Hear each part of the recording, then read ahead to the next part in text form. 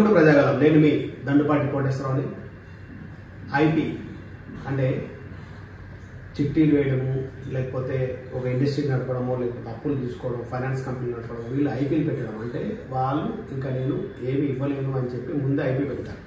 అలాంటిది అంటే ఎందుకు జరుగుతున్నాయి ఇలాంటి విషయాలంటే రూపాయికి 10 రూపాయలు, 10 రూపాయలకి 20 రూపాయలని ఆశ చూపించడం కొంతమందికి, లేకపోతే అక్కడ వరకు దండుకొని పారిపోవడం కొంతమంది, ఇలాంటివన్నీ పెడతారు. ఇక్కడ ఎందుకు ఈ విషయం చెప్పాల్సి వస్తుందంటే నర్సింగారెడ్డిపేట అంటే శ్రీకాకుళం జిల్లా నర్సింగపేట తాలూకా మండలం ఉర్లాము అంటే లుకులాం పోస్టు నర్సింగరాయుడుపేట గ్రామం కొత్త పోలవలస సర్పంచ్ సర్పంచ్ శ్యామ్ కుమార్, ఐవి శ్యామ్ కుమార్.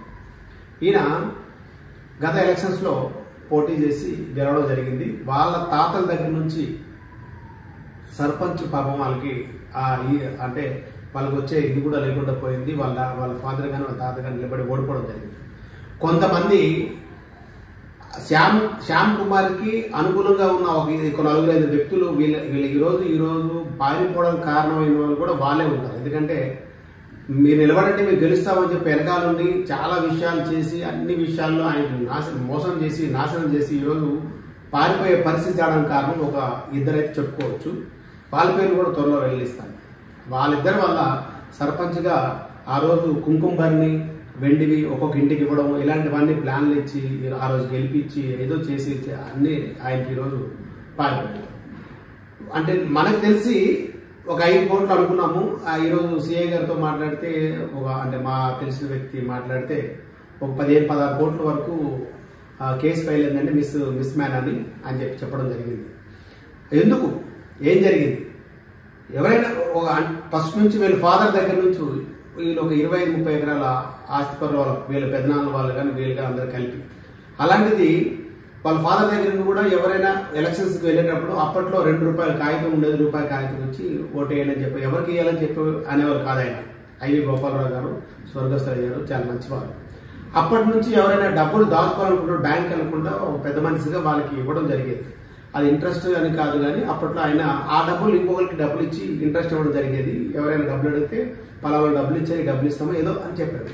అక్కడ నుండి ఆ పరంపర నుండి వచ్చేటప్పటికి ఈ శ్యామ్ ఏం చేశారంటే మరి ఏ బిజినెస్ చేశారా, ఏం చేశారా వేరే వ్యక్తులతో కోర్టు పరిధిలో ఉంది. దయచేసి క్షమించండి కోర్టు వారు కూడా. ఇది కోర్టు పరిధిలో వారెంట్ ఇష్యూ అయింది, సమన్లు ఇష్యూ అయింది. ఆయన పారిపోయారా ఏంటంటే దాని విషయం కూడా చెప్పడం జరుగుతుంది. అయితే ఈయన అప్పటి నుండి ఆ పరంపర వచ్చినప్పటి నుండి ఎవరైనా 2 లక్షలు 3 లక్షలు ఈయన ఎవరింటికి వెళ్ళి డబ్బులు అడగలేదు. నాకు డబ్బులు కావాలి అప్పివ్వండి మీకు ఇంట్రెస్ట్ ఇస్తాను ఫస్ట్లో ఎప్పుడు అడగలేదు. వాళ్ళు జోబులు బరువయ్యి, బీరువాలు బరువయ్యి దాచుకోలేక డబ్బులు తీసుకెళ్లి ఆయనకి ఇవ్వడం జరిగేది. ఆయన ఏం చేశారంటే వేరే వాళ్ళకి ఇంట్రెస్ట్ ఇచ్చేవాడా, లేకపోతే ఇన్వెస్ట్ చేశారా, ఏం చేశారా తెలియదు. ఇలా చాలా మంది మా చెల్లెలు అమెరికాలో ఉంటుందని చెప్పి 5 లక్షలు ఇచ్చిన వాళ్ళకి 50 లక్షలు ఇంట్రెస్ట్ అయినాయి.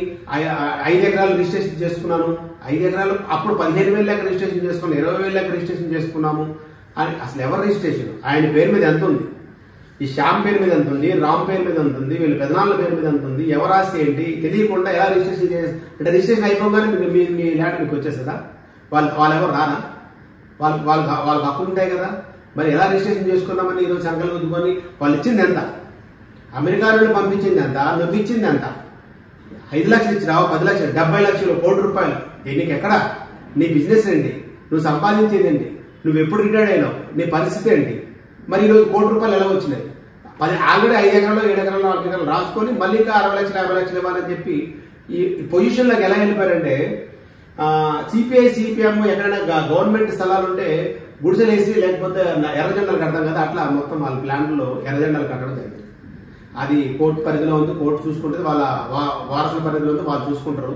కానీ ఇక్కడ విషయం ఏంటంటే ఈయన 15 కోట్లు తీసుకెళ్లారా, 16 కోట్లు తీసుకెళ్లారంటే ఆయన ఎవరికి కూడా అప్పడగలేదు. వీళ్ళు ఇవ్వడం జరిగింది. అది కూడా ₹2 నుండి ₹5, ₹10 ఇంట్రెస్ట్ వరకు కూడా వెళ్ళిందని ఒక సమాచారం. అంటే ఈయన ₹5 ఇస్తా అంటే ₹2 ఇస్తా అంటే ఒక వ్యక్తి 50,000 ఇచ్చి ఆ 50,000 కాస్త ఈరోజు 5 లక్షలు అని చెప్పుకుంటున్నారు. మధ్యలో తీసుకుని లెక్క ఇంట్రెస్ట్ లెక్క 5 లక్షలు ఇంట్రెస్ట్లు అంటున్నారు. ఇది చాలా దారుణమైన విషయం. ఆయన పారిపోవడం కారణం కూడా ఒక 2 వ్యక్తులు. ఆ వ్యక్తులు కూడా పూర్తిగా మన సమాచారం వచ్చినాక వాటి మీద కూడా వీడియో చేస్తాం. ఇంకొకటి, ఎవరైనా గ్రామఖండము అంటే ఒక గ్రామం ఏర్పడినాక ఆ గ్రామం చుట్టూ లోపల పరిధిలో గ్రామఖండం ఉంటుంది, అంటే ఇల్లుతో సహా. ఇప్పుడు నివసించే వారు ప్రతి ఊర్లో కూడా గ్రామఖండం స్థలం అది. ఆ గ్రామ కంఠం ఏంటంటే తాతల తండ్రుల నుంచి ఆస్తి అక్కడ మనం ఏదో గుడిసె ఏదో వేసుకొని ఉంటున్నప్పుడు మన ఆస్తి అవుతుంది. గ్రామ పరిసరాల ప్రాంతాల సరిహద్దు తర్వాత ఆ వ్యవసాయ భూమి ఉంటుంది, అది రిజిస్టర్డ్ భూములు ఉంటాయి అన్నమాట. అది ఎవరెవరి పేరు మీద ఉంటే వాళ్ళు ఉంటాయి. కానీ గ్రామ కంఠంలో ఎవరైతే మనం ఫస్ట్ నుంచి అక్కడ ఉంటామో వాళ్ళకి చెందుతుంది. కానీ ఎవరైనా అబ్జెక్షన్ పెడితే వీఆర్ఓ కానీ ఎంఆర్ఓ కానీ పర్మిషన్ తీసుకొని అక్కడ మనం కన్స్ట్రక్షన్ చేసుకోవచ్చు. మన తాతల తండ్రులు.